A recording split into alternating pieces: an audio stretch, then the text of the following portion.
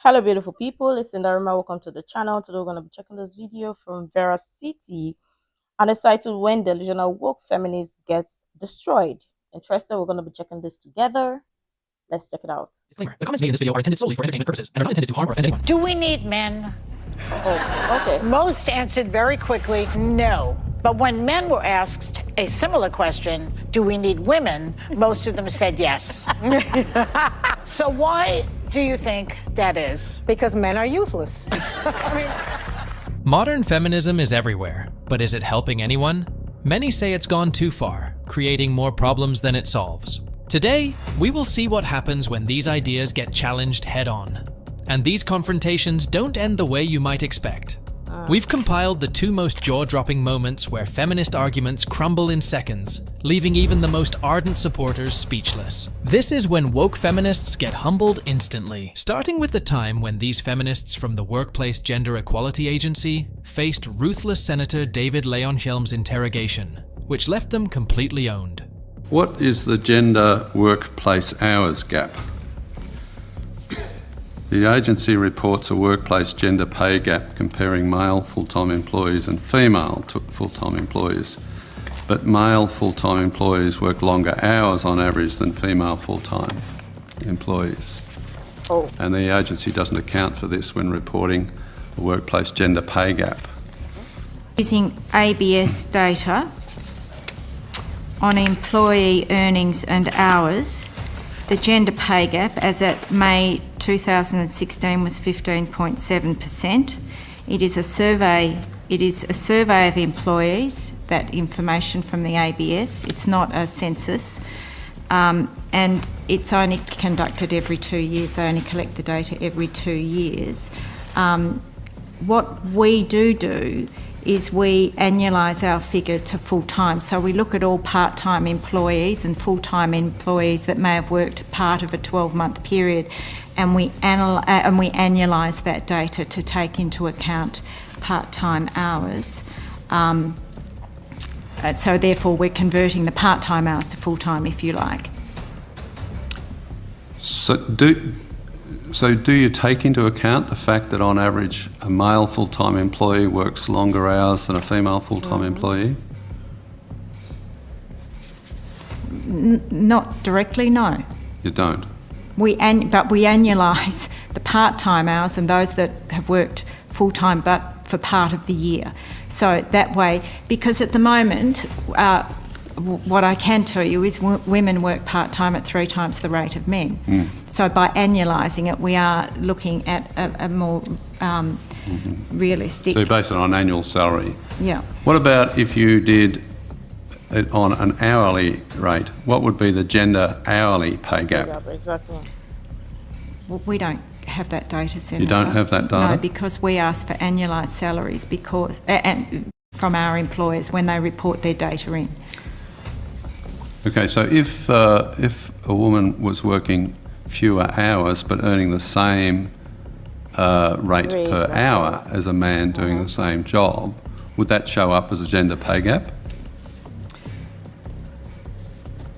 No. But well, then in that case, you are looking at hourly rates.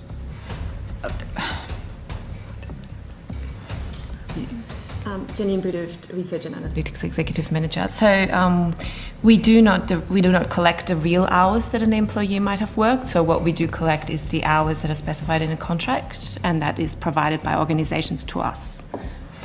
If that makes sense. Yeah, but I mean, do you annualise it on the assumption that men and women are working the same number of hours, or is it actual earnings? It's actual earnings, and we are unable to. We don't have the data to distinguish or to then adjust for hours, because we cannot collect the real hours that employees are working. So it's not possible to tell whether any or some of the gender pay gap is just simply attributable to a different number of hours worked. Is that right? It depends on whether we're looking at hours that are in contract or whether whether we're looking at hours that employees worked as, overtime. Why is it you don't look at hours worked? You don't collect it, but the ABS does. It's available. They don't collect the hours worked by the employees because it would destroy their entire argument, and to not look at hours worked is intellectually dishonest and deceitful. The senator's onto something big here. Watch closely. The ABS does. It's available. The ABS does a survey, yes. Every 2 years. Yes. But again, as I say, we collect census data, that is survey data. And the other thing I would say at this stage, Senator, is just because somebody might be sitting at their desk for 12 hours a day doesn't mean you're getting 12 hours of productivity out of them, and doesn't mean that they're working in essence any harder than someone that may sit at their desk for 8 hours. So I don't think that's true, but they're getting paid for the 12 whether they're doing any work, or they're getting paid for however many hours they're sitting at their desk. Just like how she's getting paid for overlooking the actual data. Let's see if women are really earning less, or is there more to the story? And the issue... But wait, you see what they want? Professional treatment. They're fighting, saying they want equality, but over here, what we just heard is not equality. But they continuously lie and tell you, gender pay gap or whatever. So why are the men working longer hours and the women are not working the exact same, but are getting paid the exact same? But then they are looking for a way to justify. You see the mind of feminists? They just want preferential treatment. Wow. You have to be kidding me. Let's see if women are really earning less, or is there more to the story? And the issue for your agency is that if it's a male sitting at a desk, they're getting paid more than a female sitting at a desk. So the question is whether that, irrespective of the hours, the question is whether for those hours for which they're getting paid, is there a difference between men and women? They can't answer this. So we don't collect information on ours, Senator. ABS does, so it's available. So if we put in a question on notice, will you access the ABS data and so you can answer that question? Well, I did answer it earlier. I said that the ABS employee and earnings and hours data, as at May 2016, the gender pay gap was 15.7%. That, if I understood you correctly, that's referring to annualised salary, is that right? Not.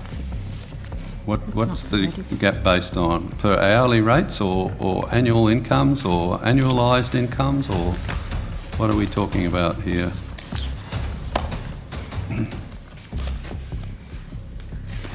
Okay.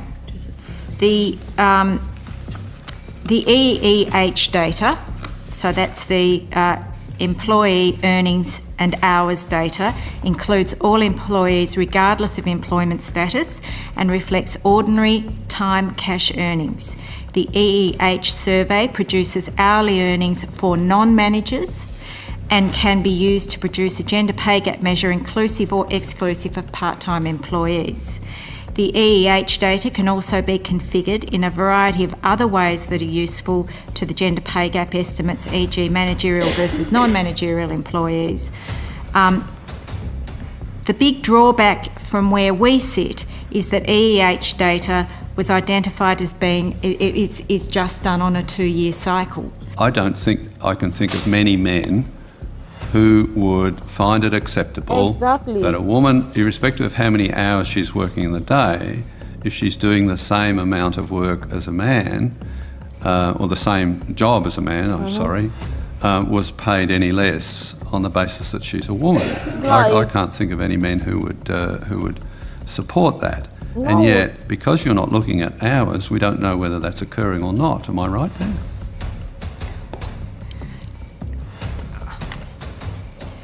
Senator, I think at this stage, as I've said to you, we are unable to collect and analyse that data.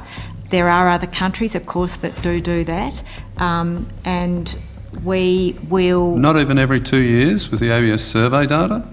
You could do it at least every 2 years. And I gave you the figure of 15.7% based on the calculation that we last did. What's the 15.7 reflect? So what I was about to say, Senator, is I'm happy to take that question on notice and go back and look at that last calculation that we did and provide you with the workings on that. And that's how you expose the holes in gender-based statistics. Gathering only the data that supports your beliefs isn't equality. If there's a gender pay gap, these feminists are a perfect example of why it exists. But wait, we're just getting warmed up. You've just... Because obviously, they know the truth, but they can't even justify or give reasons because, yeah, their impartiality is coming to play. Courts rather than in the act, because obviously, why are women working less hours but getting paid the exact same as men who are working full hours? They just want to be want preferential treatment or to be treated with preference because they're woman. That's the mindset of feminists. They're poison to the entire society. Poison. And that's just facts. See, they're caught already in their act, but they can't analyze data. They don't have the data, but they can analyze data for gender pay gap and say, oh, women should be paid the exact same. But they can't analyze data when courts red-handed that women are being paid more or paid the exact same for working less hours, but paid the exact same with men who are working full hours. Like, really? How the equality narrative crumbles under scrutiny. Now, let's tackle the billion-dollar question. Women want equality, no, they but don't. Do they want equal responsibilities? Our next clip dives into the explosive debate on women being drafted for war. Equal rights, equal fights? Do you want women to be signing up for selective That's service? that's not what I'm asking. It's not want. I'm don't- saying, I'm do gonna you be honest think with that you. it would? Do you think it would be equitable if we said No. men should, if men No, have to, I'm gonna tell if you men why. have to bear this risk and No. they're denied these No. privileges, And I'm gonna tell you should why. we also No. force women? Why? No, She because wants I it to don't speak. believe that women are as capable in that capacity when it comes to physical strength, when it comes to other components of what needs to happen physically to be in the military on the front lines. Most times, I don't think they're going to be the best candidate for that job. So when I talk about military, it's not about woke for me. It's not about this gender and that gender. It's not about that. I want my military to be as best as it can be. And honestly, if you really took all the wokeness out of that, 9 out of 10 times, that's going to be a healthy, robust young man. Should we, in some way, devalue women's votes as a No. result of that? Absolutely So not. what you want is more authority than No. men are allowed in the United No, States. what I want is for people, individuals across the country, men, women, regardless of race, regardless of ethnicity, regardless of age, once you hit the eligible age to vote, I want them to have a stake in the game. I want them to be able to voice their, their policy. That's how you basically voice your policy. Should we then because it impacts absolve everybody. selective services then? No. Well, Fine. I mean, that's a very complex debate we could have. Should we Should we say? absolve? Should we say? You know what? Doesn't matter if you have a d- or a vagina. I You think you can vote or you There's not. a reason that exists, though. I mean, you're the person who argues all the time that there are big differences between men and women. Yes, absolutely. So 100%. So But by that's not- acknowledging No, that, because that's does not- my vote count less than yours? Because I don't want to sign up and put my ass on the line to go die in a No, war. that's like saying that a guy who doesn't have, say you go through life and you don't get involved yourself in the military. You don't. Say you don't have children. Say you don't, you don't have a voice when it comes to the school system. You don't have a voice when it comes to things that don't directly affect your life. Okay. You can't itemize it that way. Every single person in this country, every single citizen who pays taxes, who's here legally, who's a legal citizen of this country, every single person is impacted by the policies that happen in this country, which is why you see people now moving from state to state. I left New York. I wasn't going to stay in that woke hellhole. I came to Florida, right? So every single individual is invested in a different way. But I I'm not can't. If I'm an illegal alien, I can't become a citizen of the United States with a penis anyways, without signing up for selective services. So that disqualifies me from everything that you just said right now. So if I opt out of selective services, I don't get to be a U.S. citizen, period. And that's only applicable to men, not to women. Yeah, but there's a reason for that because of the way the military operates. That's the one thing that hasn't gone Then well. why doesn't it apply to women? Ooh, exactly. Then why if you're a woman and you're an illegal alien, you don't have to sign up for selective services. You can become a naturalized citizen of the United States, and you can get a full vote before your husband or your son or whoever else would ever be able to do that if they didn't want to sign up for selective services. That's an interesting debate about. So men have more skin in the game than women do. The military draft has long been a contentious issue in discussions of gender equality. He makes a really interesting point here that crumbles her whole argument. If men want to be a citizen of United States, they must sign up for selective services, which is not the same for women. Is this equality? This point leaves her completely speechless. But wait, there's more. So men have more skin in the game than women do. Men have more skin in the game on that. Women have more skin in the game on. That's like saying a single guy. All right, you got it. A single game as a family is living in a community that has a school district that's basically but on fire. But that could potentially be me dying for my country. 100%. Oh. So should my vote count more, or yours count less? Because that is a much higher stakes game than what school is my kid going to go to. You don't want to live in a country. I mean, I certainly don't want to live in a country where we're now going to look issue by issue and say that your vote counts more or less based on your investment. That's exactly what they used to do prior to 1920. That's why women didn't want the vote. I know, because they looked at the vote. They looked at the vote much differently. Right. That's one of the reasons why men resisted for a long time, because men had more skin in the game prior to 1920. I don't think that's now you can have a conversation about elimination of selective services. That's a whole other debate that we can sit here and have. But what I think is beneficial to acknowledge is that every single person in this country who pays taxes and who invests in their community, who works, who brings home a paycheck, who has a kid in school, who lives in a city that's on fire, every single person has an investment in that community, and every single person should have a voice in the direction of that. Unless you're above 18 with the penis and you don't want to sign up for selective services, because that disqualifies you from all of that. Well, that's a debate. That is the debate. Should selective services be eliminated as a barometer? And you said no. For whether or not, well, you know what? No one's ever asked me that before, to be perfectly honest with you. See, I would have to. I bring the good shit when I come in here. I would have to really think. They want all of the benefits without any responsibility. Yes, exactly. Do you think this is fair and equal? Let us know in the comments. Exactly. They keep saying they want equality, but really they don't want equality. They want professional treatment because they are women. They don't want to do the work. They don't want the responsibility that comes with it, but they want all of the benefit, all of the incentives, every other thing, and to be treated special. Because they know the truth. Strength-wise, men and women are not the same, cannot be the same, will never be the same. In everything that you're going to weigh it, everything you're going to look at it, any scope, they will never be the same. But the mindset of feminists is they want this, they want that. They keep saying, oh, they want this, they want that. But obviously, in their mind, they just want to be treated special. Because they are women.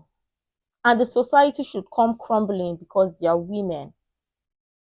Yeah, we just saw in all of these clips where these women or these feminists, they know the truth, they lie to themselves, they lie to the other women who choose to believe them. Because they don't want to do the work. But this was interesting regardless. Let me know what you think. I'm sure tons of people have interesting things to share. I would really love to share that. You can share all the useful information you think might be really helpful. Make sure to like, comment, and subscribe and all of that stuff. And until next time, see you in the next video.